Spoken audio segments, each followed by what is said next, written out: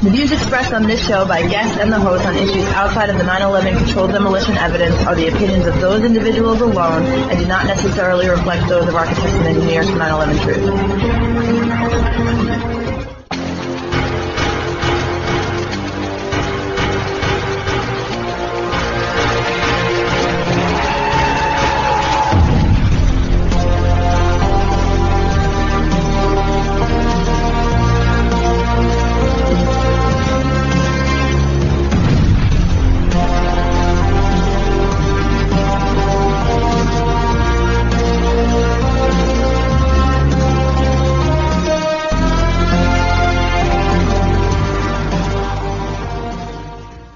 Welcome to 9/11 Freefall. I'm the host, Andy Steele. Today we're joined by Ted Walter. Ted is the Director of Strategy and Development here at AE 9/11 Truth.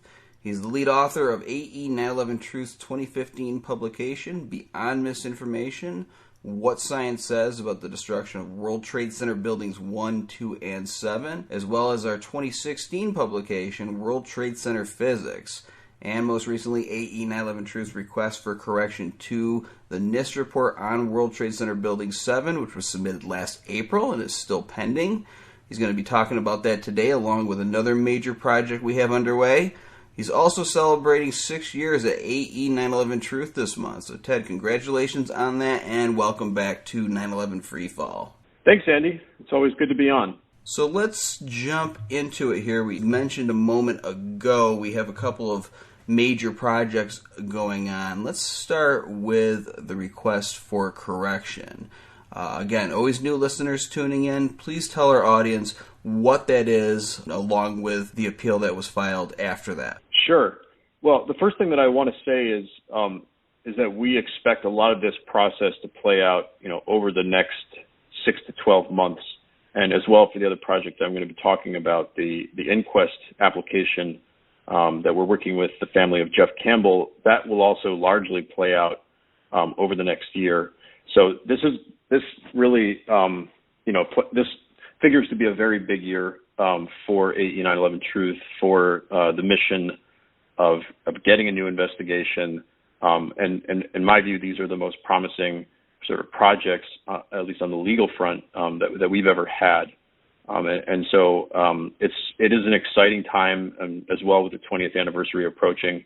We expect a lot of good things to happen with these two initiatives over the next 12 months. So as far as the request for correction goes, as you said, we submitted this request last April. It's basically a 100-page document that goes in depth into NIST's final report on the collapse of World Trade Center Building 7. And highlights 8 areas in the report where we believe that NIST violated its own information quality standards. Now, about 20 years ago, Congress passed something called the Data Quality Act that required federal agencies to sort of issue information quality guidelines and standards that they would themselves sort of have to abide by. And within that legislation, agencies were required to set up sort of administrative processes where if constituents or members of the public, people affected by the information disseminated by agencies, felt that the information the agencies disseminated was incorrect, they could sort of challenge that information and request that it be corrected. So that's exactly the process that we're using here. Obviously, the NIST report is information that was disseminated by NIST regarding the collapse of World Trade Center Building 7. And we believe in this document that we show very clearly that NIST violated its information quality guidelines. And most commonly across all the different things that we highlight in the report, what we're showing is that that the information that NIST disseminated was not objective. It was biased and it was incomplete, and therefore went against pretty much the most important information quality guideline that there is across all federal agencies. And so, folks, obviously, for a lot of folks have not dug into the details.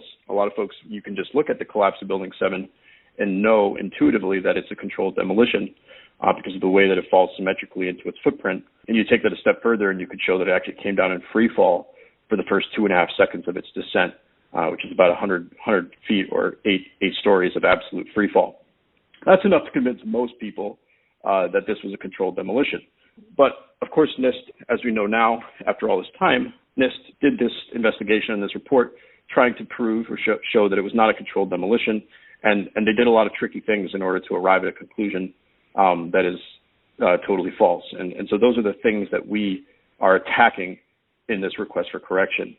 The first several things that we take aim at in this report have to do with how the collapse sequence allegedly initiated, according to NIST.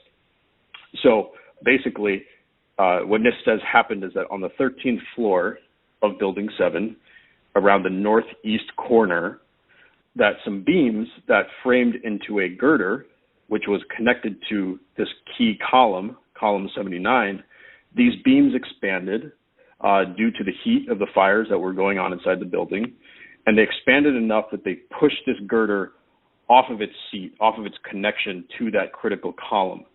And then the girder fell and broke the girders or the floors below it, and that there was a cascade of these floor failures such that that critical column, column 79, was laterally unsupported for about 8 stories, meaning it had no left to right support, and therefore it could sort of wiggle and buckle under the loads that it was carrying. And that then the buckling of that column set off a chain reaction where all the other columns in the core and then eventually the exterior failed and the building came down symmetrically. So in general, that's a pretty far-fetched proposal that a single column failing can set off a chain reaction that would bring the entire building down. That buildings are designed so that absolutely does not happen. And then you sort of add on the fact that, well, not only did this building allegedly come down because of that, but it comes down perfectly symmetrically into its footprint at free fall. So we take aim at that whole initiating mechanism that NIST claims, this idea that these beams could expand and push the girder off of its seat. And I'm not going to go into too much detail on each of the things in that process that are wrong with NIST's story. By the way, if you want to read the request, you can go to ae911truth.org/NIST, and we have the original request available, along with all the documents that have been produced since, because NIST responded to us finally in August of last year. And as we knew was the most likely outcome, they rejected our requests. And then we submitted an appeal a month later at the end of September, basically appealing their initial decision. And so what's happening right now is that the request and the appeal is with NIST's Associate Director for Laboratory Programs. His name is James Olthoff. He's basically the number 2 person at NIST below the director. He's the person who oversees the work that all the various laboratories at NIST do. And so he's the individual reviewing our appeal. He probably has a small staff that is helping him do that. And, just to say a little bit more about that before I jump in sort of the meat of the request and how NIST responded to it. At this point, it's been over 3 months since we submitted the appeal, maybe going on 4 months, I think 4 months in early February. And we do hold that hope that Dr. Olthoff will do the right thing here. He's somebody who was totally uninvolved in the NIST investigation of the World Trade Center disaster. He is coming to this for the first time. He's probably been uninvolved in the sort of the controversy that has continued since NIST released its reports on the collapse of the World Trade Center buildings.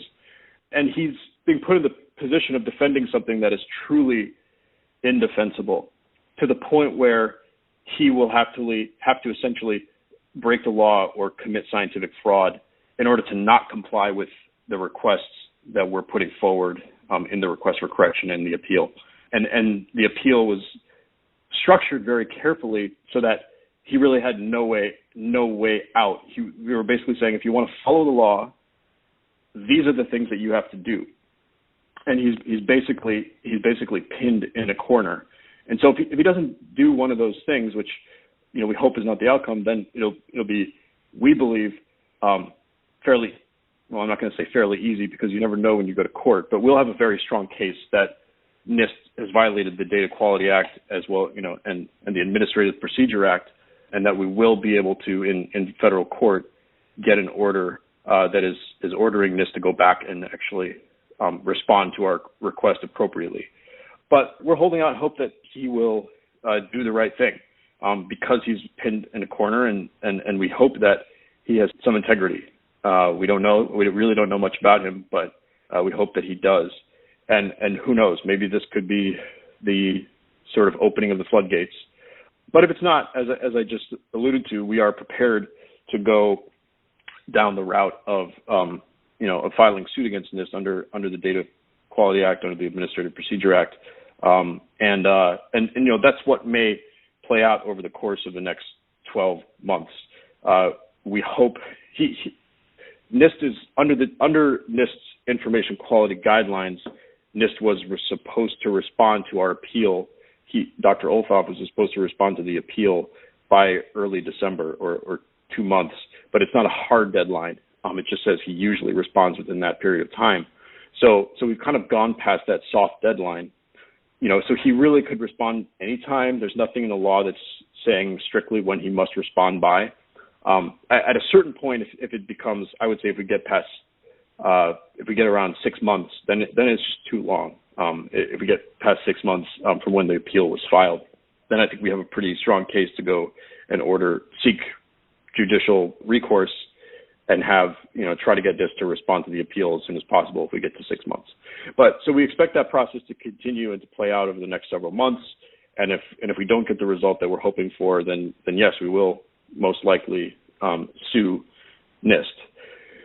So just to give you a sense of the things that we're disputing and fighting over in this request and in the appeal, the one I'm going to focus on is the one that people might have heard something about before if they followed this closely, which is that NIST left out this key structural feature, these stiffener plates that were sort of attached to the girder that allegedly that was pushed off of its seat or its connection at column 79. And these plates are known to have been in the design of the building. There's no disputing that they were. And NIST has admitted that in their modeling analysis, they left out these stiffeners. The problem is what happens with this girder allegedly being pushed off of its seat. If you can imagine sort of like an I-beam, right? And if you've sort of seen that shape before, that's essentially the shape of a girder. And so when that I-beam gets pushed in one direction and it's sitting basically on a plate, as soon as the middle of that I-beam, the web, the vertical part of it, gets pushed over the edge of the seat, what would happen if there's no stiffeners is that I-beam is going to start to bend and basically walk off the seat. The bottom part of the I-beam is going to bend and walk off. But if you have the stiffener there, the bottom part of the I-beam or the girder is not going to bend. It's going to stay stiff, and that I-beam can still sit on the very edge of the seat and not bend and fold and walk off of it because it has the stiffener that is reinforcing it. And so that girder will continue to stay there. Now, if you model it with the stiffener there, which is what Dr. Leroy Halsey did at the University of Alaska Fairbanks, he found, and this is very predictable based on simple engineering analysis, but he found in his computer analysis that, yes, the girder will not walk off of its seat if it gets pushed that far. So this is one of the few places where NIST, in its response to our request, actually gave a substantive response. And most of those 8 items that I mentioned, it's pretty much a non-response. It's pretty much boilerplate language. And that's why we believe we can show in court that they didn't actually respond to our request because they didn't actually engage at all with the technical details and arguments that are made in the request. In the case of this one, they actually did give somewhat of a response, which is why in general they didn't give responses, because in the case where they do give a response, you can see how totally absurd and unfounded their position is. So basically what they say is that they did 2 different, and I'm sorry if I'm getting too much into the weeds here, but hopefully I could come out with a clear meaning for people that are not, they're not engineers. They ran 2 separate analyses, and in one analysis, they said that in neither case did they include the stiffener plate that I just described. But in the first analysis, the girder was not pushed because it got stuck behind this side plate, which is a whole other thing, a whole other problem with their story. But it essentially didn't get pushed. So the girder was never in a position where it could walk off the seat in that first preliminary analysis.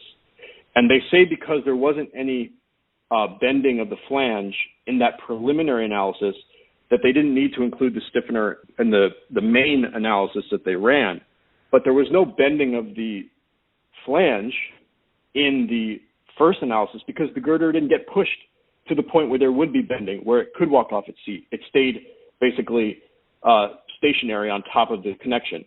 So in the second analysis, where they allow it to get pushed, which is a problem already, there had to be bending in order for the girder to walk off its seat. But they say because there wasn't any bending that occurred in the original analysis, that they didn't need to include it in the main analysis. It's almost hard to put into words how absurd and essentially how fraudulent that logic is. They do actually make very clear in their report, in the actual final report, that this bending of this flange had to occur in order for the girder to walk off of its seat. And I'm going to read one short passage from that. It says, therefore, when the web was no longer supported by the bearing seat, again, the web is that vertical part of the I-beam. So if the vertical part of the girder goes past the edge of the seat, then they write, the beam was assumed to have lost support as the flexural stiffness of the bottom flange was assumed to be insufficient for transferring the gravity loads, meaning the bottom flange would fail, it would bend and fail, and the girder would walk off its seat. So they say that that stiffener was not needed in the analysis, even though that's precisely the failure that they say occurred in order for the girder to walk off its seat. So this is something that we challenge them on, and that we think that there's no way out of it, and that either they're going to have to come clean in their response to our appeal and actually fix their report, or we will have a very strong case in court that they did not comply with the law because they did not respond substantively to this request. The other one I want to highlight is, which a lot of more folks know about, is the steel that was recovered from Building 7 that had undergone sulfidation and intergranular melting and severe erosion. As part of the request, we actually asked NIST, we say to NIST, you actually need to study that piece of steel. You need to obtain it from the Worcester Polytechnic Institute, which currently has that piece of steel, and actually examine it and also run some experiments to figure out what could cause that erosion. NIST came at us with a response that we'd never heard before from anybody who supports the official story, which is, we don't know for sure that beam came from Building 7. So that would be, it's totally, without knowing 100% that beam came from Building 7, and they use some really hyperbolic language, it would be absolutely absurd to go and study that piece of steel, which is an absurd statement in itself. First of all, everybody that's looked at that piece of steel, who has studied it, who's talked about it, everyone accepts that it came from Building 7. There was many other pieces of steel that were also eroded, that were photographed, that came from Building 7, that underwent the same phenomena. So there's almost 99% certainty that steel came from Building 7. Secondly, even if you don't know 100%, if you wanted to really get to the bottom of what brought this building down, you would certainly study that piece of steel, because it may well have been from Building 7, and it may well bring you to a better understanding of how the building failed, if there were incendiaries involved. So it's totally anti-scientific for NIST to say we don't know that steel necessarily came from Building 7, so we don't need to test it.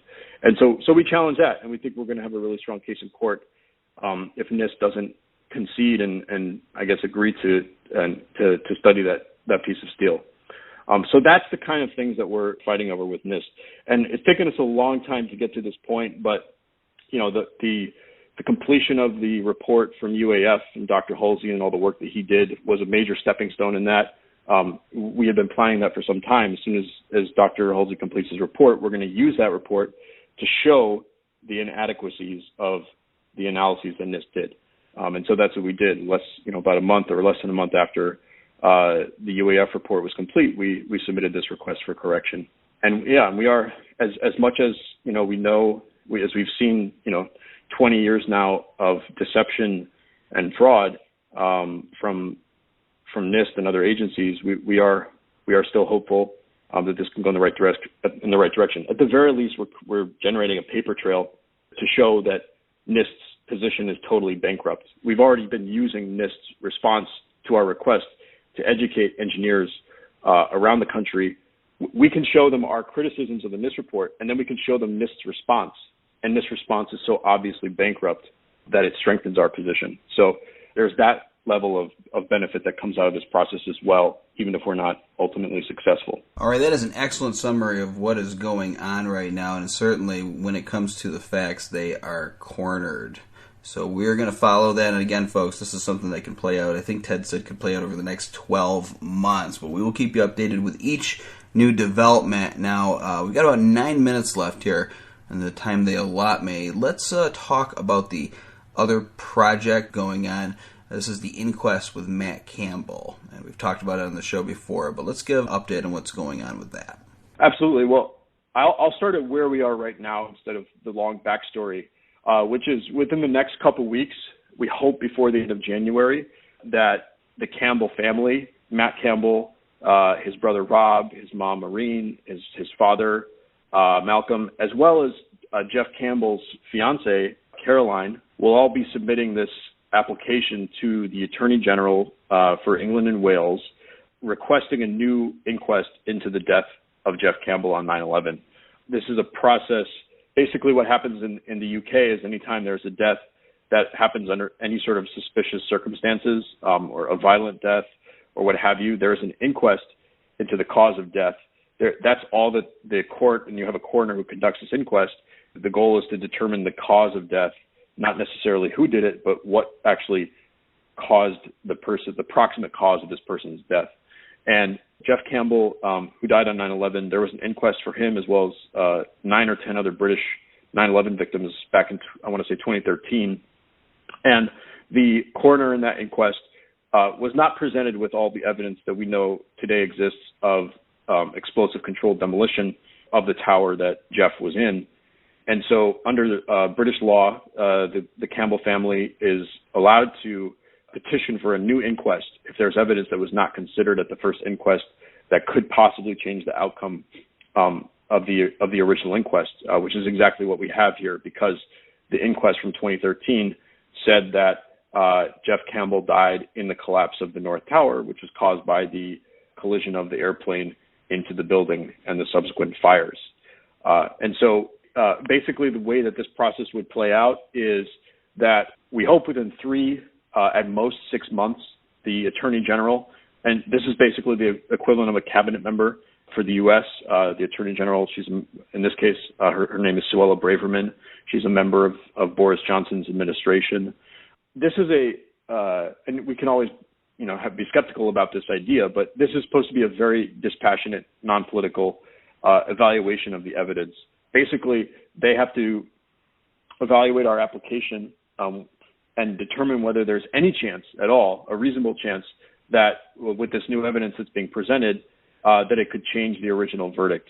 The Attorney General's office is not supposed to say one way or another, we agree with this evidence, we do think it was controlled demolition, we don't think it was controlled demolition. Their only mandate is to assess whether there is a possibility that this new evidence could change the verdict, which there absolutely is. There could not be a more clear case of new evidence possibly changing the original verdict than in our situation. And so from there, if what they're applying for is the Attorney General's permission or authority to then apply to the High Court for the new inquest to be ordered. So that's a second hoop that has to be jumped through.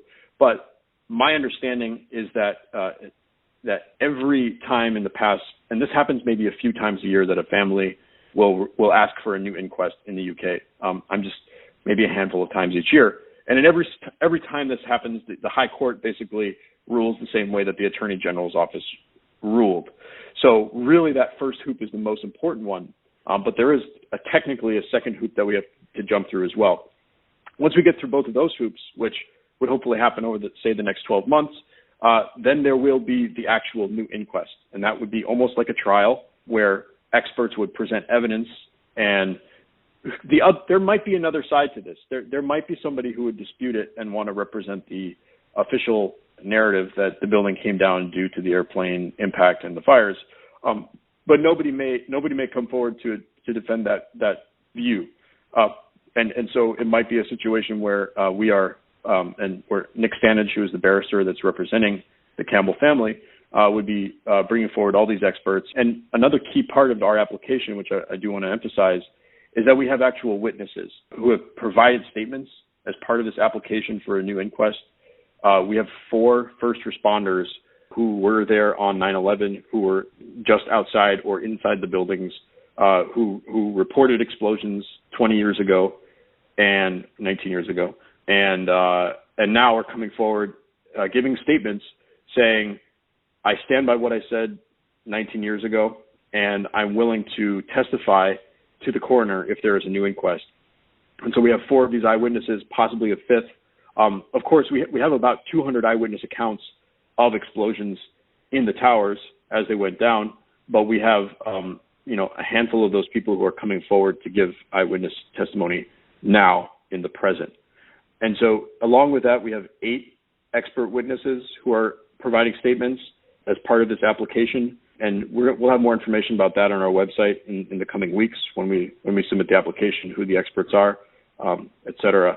But the application will end up being thousands of pages, probably at least 2,000 or 3,000 pages of documents. A lot of those, peer-reviewed literature that's been published either at engineering journals or other websites like the journal 9/11 Studies. Just an overwhelming mountain of evidence that basically makes it impossible for the Attorney General to say there's no chance that this evidence could overturn the original verdict. As we all know, as pretty much all the listeners of this show know that there's overwhelming evidence, and we're bringing all of that to bear in this application. And that's why it's taken a little bit longer than we anticipated, is because there's just so much to put together in this one application. The end goal here is that the Campbell family gets the new inquest and that the coroner rules after there is a trial that the North Tower was actually brought down in an explosive controlled demolition, and that was the proximate cause of Geoff Campbell's death, and that we believe will set off a tidal wave of interest in the issue from other 9/11 families, from the media, from people all over the world.